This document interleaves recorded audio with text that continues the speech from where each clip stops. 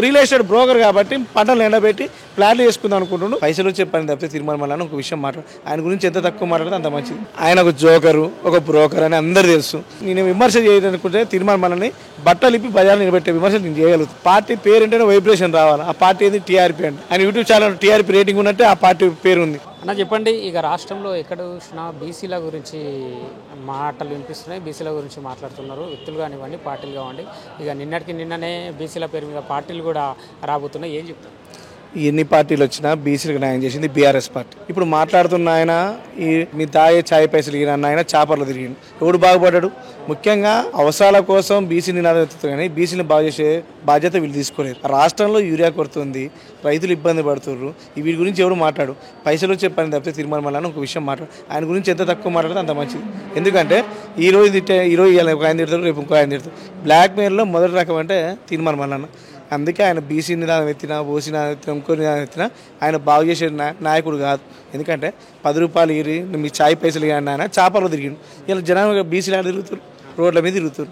వాళ్ళు రోడ్ల మీద ఇప్పుడు నీకు ఎమ్మెల్సీ వచ్చి 2 సంవత్సరాల కాలంలో నువ్వు ఏబీసీలు న్యాయం చేసినావు. నువ్వు ఒక మైక్ పట్టుకొని వాడిని బెదిరించి వీడిని బెదిరించడు తప్పితే జనాలు చేసింది ఏమైనా ఉందా? అది జనం అడుగుతారు. మేము ఒక్కలం కాదు, బీఆర్ఎస్ పార్టీ బడుగు బలహీన వర్గాలకు అందరు కూడా న్యాయం చేసింది. కష్టకాలంలో కాపాడు అన్ని పార్టీలు బీసీలకు అన్యాయం చేసాయి. జనాభా పరంగా అత్యధికంగా ఉన్న బీసీలకు మా వాటా ఎంత, మా సీట్లు లేవు మా వాటకు అన్నట్టు బీసీల రాజ్యాధికారం కోసమే ఈ బీసీల పార్టీ అని చెప్తారు. బీసీలు రాజ్యాధికారం ఎవరు ఇచ్చారో కూడా గ్రహించాలి. మాట్లాడితే వీళ్ళే ముఖ్యమంత్రి అయితే ఇంకోటి అయితే మన భ్రమలో బతుకుతారు. కాబట్టి బీసీలకి నువ్వు యాదవ్ బిడ్డని మాకు గొర్రెలు స్వతంత్రం వచ్చి కానీ గొర్రె గొతికంత సాయం ఎవరు ఇవ్వలే. మాకు గొర్రెలు ఇచ్చి మమ్మల్ని రాజ్యాధికార వైపు తీసుకుపోయి 5 ఎమ్మెల్యేలు ఉండేది. ఇంతకుముందు ఒక మంత్రి ఉండే. ఇలా కాంగ్రెస్ ప్రభుత్వంలో మంత్రి లేడు. నువ్వు మాట్లాడేందుకు? యాదవ్లో మంత్రే లేరు. అంటే పెద్ద బీసీలో పెద్ద పీట వేస్తున్న కాంగ్రెస్ ప్రభుత్వం ఆ పీట మీద యాదవ్ల స్థానం లేదా? గ్రహించాలి. మేము అడిగేది ఏమంటున్నా అంటే వీళ్ళు ఎవ్వరు న్యాయం చేయలేరు. కేసీఆర్ గారు కాబట్టి యాదవ్లకు రాజ్యసభ సభ్యుడు ఇచ్చిండు, మంత్రులు చేసిండు, కార్పొరేషన్ చైర్మన్ చేసిండు, డీసీఎంఎస్ చైర్మన్ చేసిండు, 5 ఎమ్మెల్యే టికెట్ ఇచ్చి 5 గెలిపించుకుని కనుక గత బీఆర్ఎస్ పార్టీ. ఇప్పుడు వీళ్ళు ఎంత చెప్పినా ఈ ఏమో మూటలు తప్పితే మూటల కోసం ఈ మాటలు తప్పితే జనం కోసం ఉండదు, బీసీల కోసం. వీళ్ళు ఏం చేసేవాళ్ళు కాదు, చెప్పేటోళ్ళు కాదు. దయచేసి ఇవన్నీ ఇప్పుడు ఎలక్షన్లు కూడా తొందర లేవు, గ్రహిస్తారు. జనం అంతా కూడా గ్రహిస్తారు. వాళ్ళు ఒక నిర్ణయం తీసుకుంటారు. ఒకరోజు ఆనాడు ఛాయ్ బిస్కెట్ గురించి డబ్బులు అడిగిన వ్యక్తి ఈరోజు పార్టీ పెట్టే స్థాయికి ఏ విధంగా ఎదిగినా అని చెప్పి కూడా కొందరు మాట్లాడుతున్నారు. మరి దాని గురించి ఆయన ఒక జోకరు, ఒక బ్రోకర్ అని అందరు తెలుసు. దందా కావాలా, మాట్లాడితే బెదిరింపులు కావాలా. ఎంతమంది బెదిరించిండు ఆయన తెలియదా? ఆయన ఛానల్ నుంచి ఎంతమంది బెదిరించిండు, ఎంతమంది ఇబ్బంది పెట్టిండు. ఎవరు పెడితే ఇలా ఒకళ్ళు తిడతారు, తెల్లారి వాళ్ళ గురించి మాట్లాడు. ఎందుకంటే వాళ్ళ మూట ముడుతుంది, మాట బంద్ అవుతుంది. ఎంతోమందిని మీరు తిట్టిండు. ఇలా ఆయన నిలదొక్కుకోవడానికి కారణం ఏంది? తిట్టడం వల్ల నిలదొక్కుండు. ఎవరిని తిడితే ఆయన గొప్పడు అవుతారు అనుకున్నాడు. గొప్పడు కాదు, పనికిమాలినోడు అవుతారు.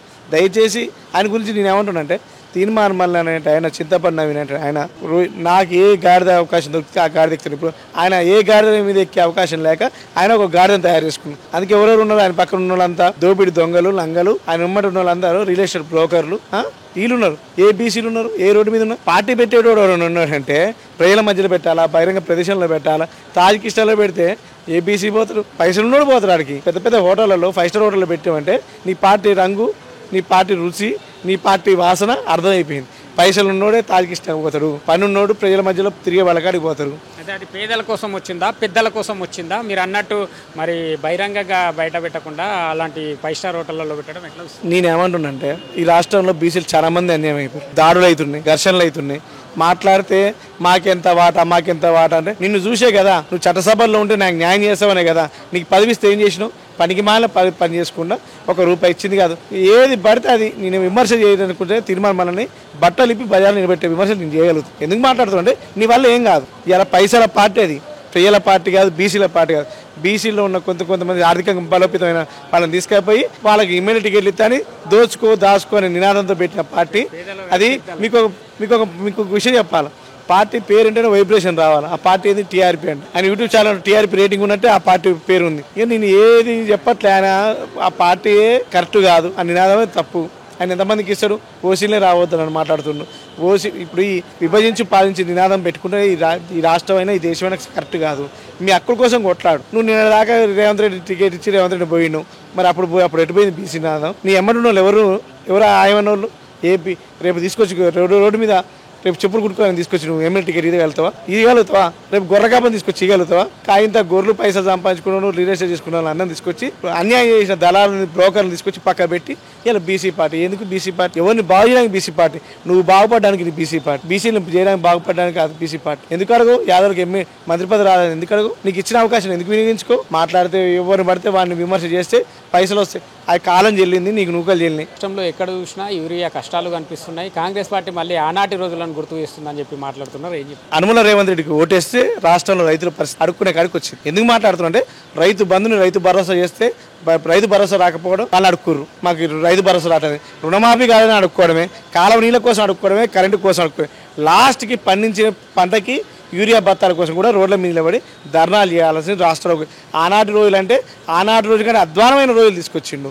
ముఖ్యంగా మేము తుంగతుర్తి ప్రాంతంలో చివరి ప్రాంతం ఒకప్పుడు కాళేశ్వరంతో మా కడుపు నింపింది కేసీఆర్ గారు. అయితే ఆ కాళేశ్వరంలో ఈ గతంలో జలయజ్ఞం ధనయజ్ఞంగా మార్చి కాలువలు కమిషన్ కోసం తీసారు.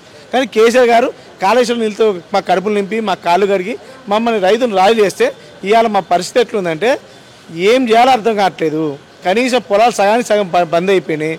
అనుమల రేవంత్ రెడ్డి ఓటేసిన పాపానికి రైతుల పరిస్థితి అడుక్కునే కాడికి వచ్చింది. ఇంకా చెప్పాలంటే దయనీయ పరిస్థితిలో ఉన్న రైతులు ఈ రాష్ట్ర ప్రభుత్వం వచ్చిన 22 నెలల కాలంలో 721 మంది రైతులు ఆత్మహత్య చేసుకున్నారు.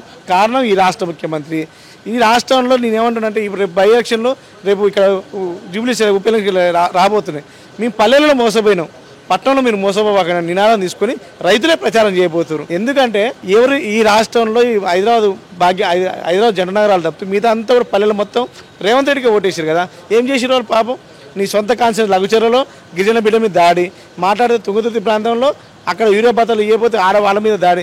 రాష్ట్రంలో ఏ రైతు కూడా సంతోషంగా లేదు. రైతు అనేడు రాజు కావాలంటే నీళ్ళు ఇవ్వాలా, పెట్టుబడి సాయం చేయాలా, రుణమాఫీ చేయాలా, కాలువ నీళ్ళు ఇవ్వాలి, కరెంట్ ఇవ్వాలి. ఈయన రైతు కాదు కదా, రియల్ ఎస్టేట్ బ్రోకర్ కాబట్టి పంటలు ఎండబెట్టి ప్లాన్లు చేసుకుందాం అనుకుంటున్నాడు. నీ పార్టీని కాళేశ్వరం కూలిపోయిందని విషయం నింపిన ఈ రాష్ట్ర ముఖ్యమంత్రికి కాళేశ్వరం కాదు, ఈ కాళేశ్వరం కూలదు, కాళేశ్వరం నిలబడుతుంది, నీ ప్రభుత్వం కూలుతుందని చెప్తున్నావు.